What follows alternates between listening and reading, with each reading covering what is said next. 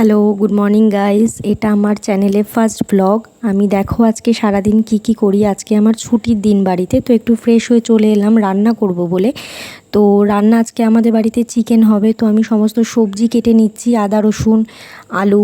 তো তারপরে এখন আমি রান্নাটা স্টার্ট করব। কড়াইতে তেলটা গরম করে আলুটাকে ভেজে নিচ্ছি ভালো করে। আলুটা ভাজা হয়ে গেলে তারপর আমি আস্তে আস্তে সব রেডি করতে থাকবো। তেল গরম হয়ে গেছে, একটুখানি চিকেনটাকে আমি কড়াইতে দিয়ে একটু ভালো করে ফ্রাই করে নেব। ভেজে নিলে না আমার বেশ ভালো লাগে খেতে। তো একটু বৃষ্টি পড়ছিল আমাদের এখানে আবারে। তো কাদের কোথায় বৃষ্টি হচ্ছে একটুখানি জানিও তো কমেন্ট বক্সে তোমরা।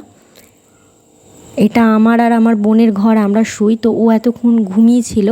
এবার আমি পুরো বিছনাটাকে একটু পরিষ্কার করে নেব, বালিশ টালিশ যা যা আছে সব গুছিয়ে নিয়ে জানলাটা খুলে দিলাম একটুখানি, তাহলে ঘরটা এতক্ষণ বন্ধ ছিল যেহেতু। তো বিছনা ঝাড়া কমপ্লিট হয়ে গেছে, বিছনা গোছানো। আমি একটু আবার আয়নার সামনে দাঁড়িয়ে একটু ফটো দিলাম। তো এবারে তেলটা গরম হয়ে গেছে, আমি এবার তেলে সমস্ত কিছু অ্যাড করব আস্তে আস্তে। গোটা গরম মশলা দিয়ে দিলাম আর পেঁয়াজ দেব। পেঁয়াজ দিয়ে এটাকে ভালো করে ভেজে নেব। তো এটা আমার প্রথম, যেহেতু একটু সাউন্ডে প্রবলেম হতে পারে, মিক্স অ্যান্ড ম্যাচে একটু তোমরা মানিয়ে নিও প্লিজ, কারণ আমি তো কোনো দিনও বানাইনি, এই প্রথম বানালাম।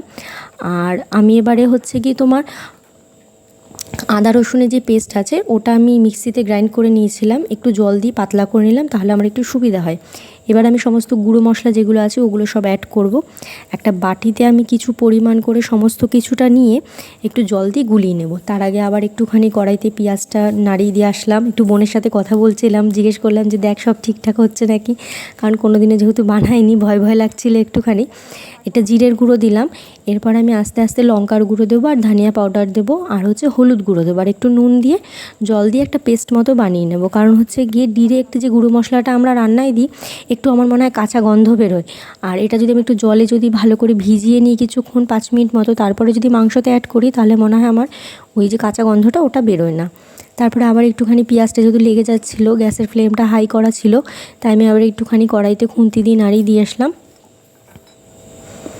এবার এই যে মশলাটাকে আমি পুরো একটু জল দিয়ে ভালো করে গুলিয়ে নিয়ে মাংসতে অ্যাড করে দেবো। দেখো মাংসতে অ্যাড করা হয়ে গেছে। এবার আমি মাংসটা দিয়ে ভালো করে কষিয়ে নিয়ে এরপর আমি জল দিয়ে দেব। তো thanks for watching my channel, thank you.